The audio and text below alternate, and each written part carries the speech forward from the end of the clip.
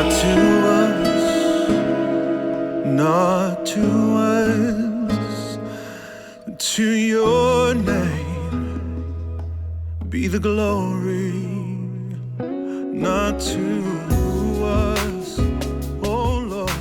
Well, hello, my name is David, and we're here today with Kurt Jeffries. And today we're going to be talking about the story behind the Not To Us remix. So, Kurt, tell us a little bit about that story. How did this song come to be? Right. So I think what would be good is for everybody to know about how Not To Us, the original song, came to be. We have a real good friend. I consider him a very, very good friend, David Krupman. And he lives in Israel, and he works in Jewish and Christian relations. So a couple of years ago, he came over to our church, and he had this idea. The idea was, how can I get not only Jews and Christians talking, right? But how can I get them to worship together, right? And if you know a little bit about Jewish history, you know that the way that we see Christian worship today, thousands of people in the stadium, hands lifted, rock bands, lasers, steam, lights, all exactly. All of that, that does not transcend in the Jewish community, amongst the Jewish community. When they think about worship, they think about, their traditions and the Word of God, right? And a couple of different things that they got going on. So anyway, he had this idea. He said, I want us to come up with some songs of the Psalms, right? And he explains this way better than I can. But long story short, he asked us, I was sitting at my piano one day, and I was thinking about Psalms 115, right? And it talks about how not to us, O Lord, but to you be all the glory. And so, just a couple minutes later, sitting at the piano with that thought, I came up with a song called Not To Us, which is already out and has been out. And the New Life Christian Center praise team, got together. We went to the studio, recorded it, and it was a big hit. So they loved the song. David Krupman loved the song and showed it to some of the rabbis in Israel. Now, check this out, right? He called me after they listened to it. They, meaning the staff, right, at the ICJ. And he told me that they were in tears, including the rabbis. Orthodox rabbis in tears from a song that a Christian songwriter put together, right? And I'll tell you, that was probably one of the most moving moments of my life. That's how that song started. And so as because they were so in love with this song and a couple of other songs that they had for the Psalms that they would sing in some of their worship services in the Jewish community in Israel, they had a couple of dudes, right? A couple of dudes who used to be a couple of dudes who are now, they're extremely, extremely good friends and dear to my heart, and they are the Portney brothers.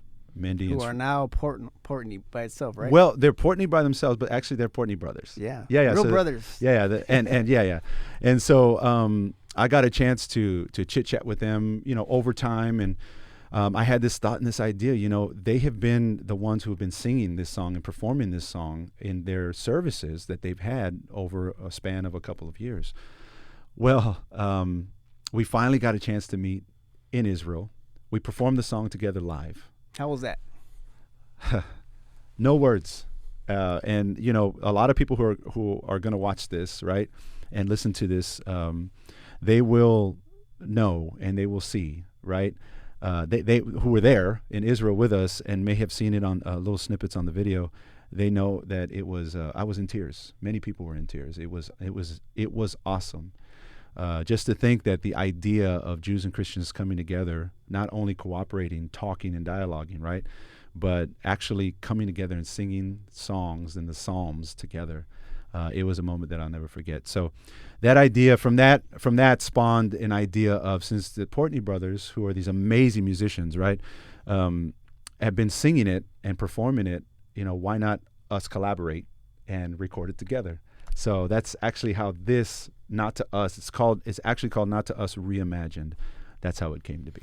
And I think as you're sharing the story, I think something that's really important. I know some people may be listening to this and think this is just, it's another song. There's a lot of artists that put a lot of songs out here.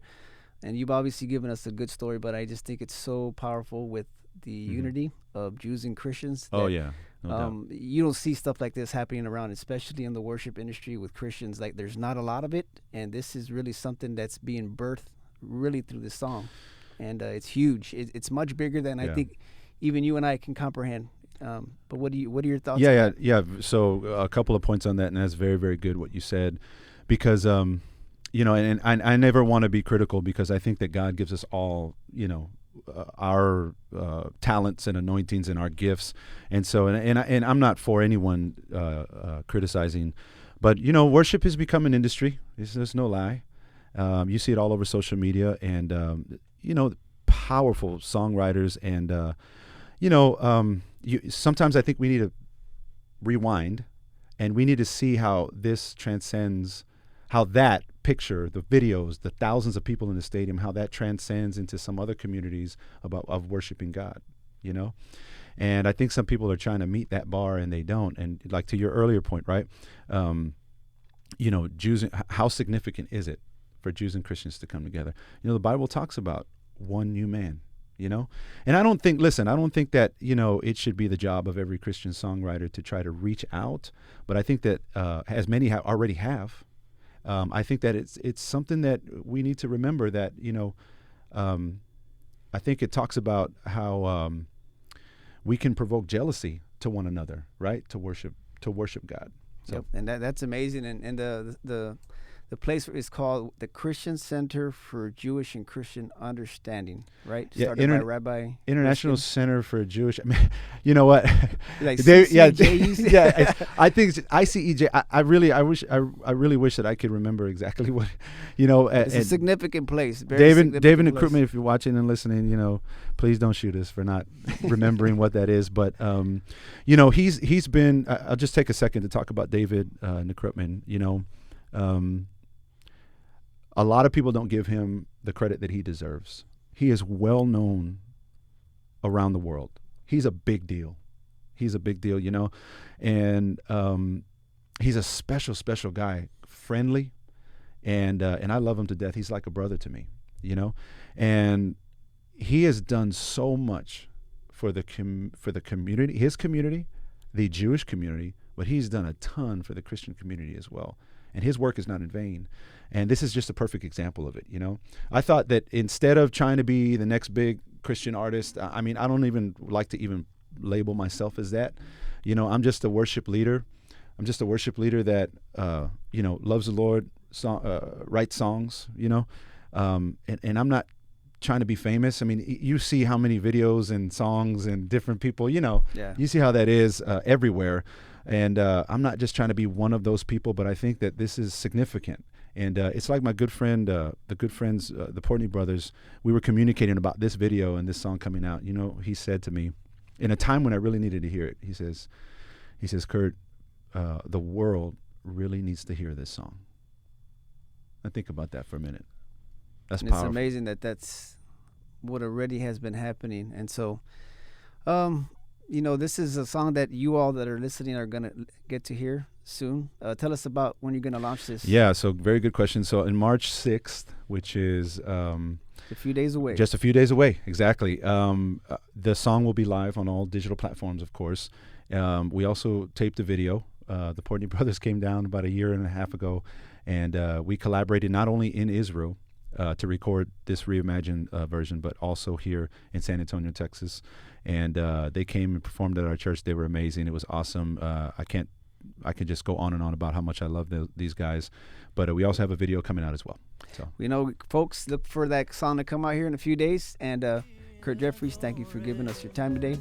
Hey. God bless you. And thank you for y'all that are watching. Remember to share this with others. There's a lot of things that come with us spreading the word of this message. It's a powerful message. So God bless y'all. Thanks so much.